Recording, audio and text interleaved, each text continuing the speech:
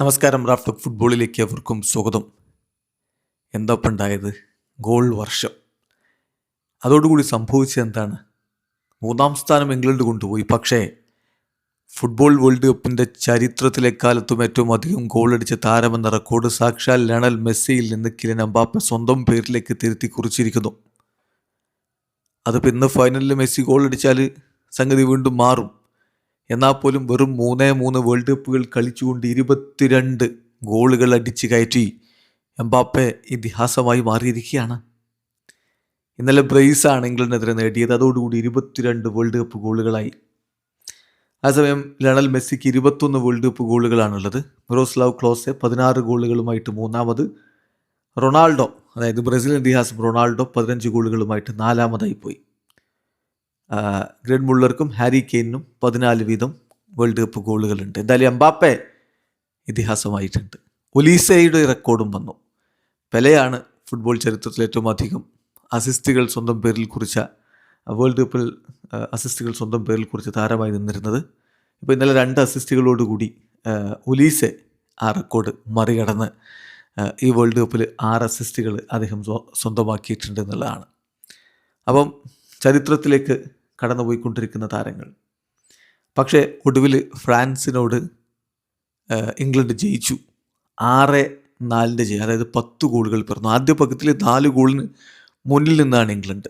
എന്താണ് ഇവന്മാർ ഫ്രാൻസ് കാണിക്കുന്നത്? ഈ ജേഴ്സിയോട് അവരൊരു കൂറും പുലർത്തുന്നില്ല, മോക്കറിയാണോ എന്ന തരത്തിൽ വലിയ വിമർശനങ്ങൾ. പക്ഷെ 2-ാം പകുതിയിൽ അവർ ഉണർന്നു. എന്നാൽ ഒടുവിൽ കളി 4-3 എന്ന രൂപത്തിലേക്ക് 90 മിനിറ്റിനോട് അടുക്കുന്നു. പക്ഷെ അവിടെയും തീർന്നില്ല. 2 ടീമും വീണ്ടും ഗോളടിച്ചു. ഇംഗ്ലണ്ടാണ് അവസാനം 6-4 ജയിച്ചത് എന്ന് മാത്രം. കളിയിൽ ഡെക്ലാൻ റൈസും കോൻസയും അതുപോലെ ബെല്ലിംഗാമും ഇംഗ്ലണ്ടിനായിട്ട് ഓരോ ഗോളുകൾ നേടിയപ്പോൾ ബുക്കായോ സാക്കയുടെ വക ഹാട്രിക്കാണ് ഉണ്ടായത്. മറുഭാഗത്ത് കിലിയൻ എംബാപ്പയുടെ ബ്രേസ്, ബർക്കോള, ഡംബലെ എന്നിവർ ഓരോ ഗോളുകൾ. മാറ്റങ്ങളുമായിട്ടാണ് ഇംഗ്ലണ്ട് ഇറങ്ങിയത്. ഇവാൻ ടോണിയും സാക്കയും റോജേഴ്സും റാഷ്ഫോർഡും ഒക്കെ ആദ്യ ലെവലിൽ, മറുഭാഗത്ത് ഒലീസയും എംബാപ്പയും ഡെസിയഡുവും ചെർക്കിയും റാബിയോട്ടും ഒക്കെ ചേർന്നുകൊണ്ട് ഫ്രാൻസിൻ്റെ മുന്നേറ്റങ്ങൾ നയിച്ചു. കളിയുടെ തുടക്കം മുതൽ ഗോൾ വർഷം.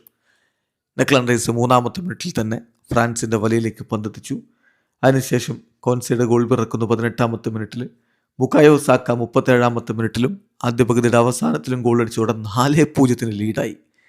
എന്താ ഫ്രാൻസ് ചെയ്യുന്നത് എന്ന് തോന്നിപ്പോയി. എന്നാൽ 2-ാം പകുതിയിൽ അത് തിരിച്ചടിക്കണമെന്നുള്ള അദമ്യമായ ആഗ്രഹത്തോടു കൂടി തന്നെ അവർ വന്നു.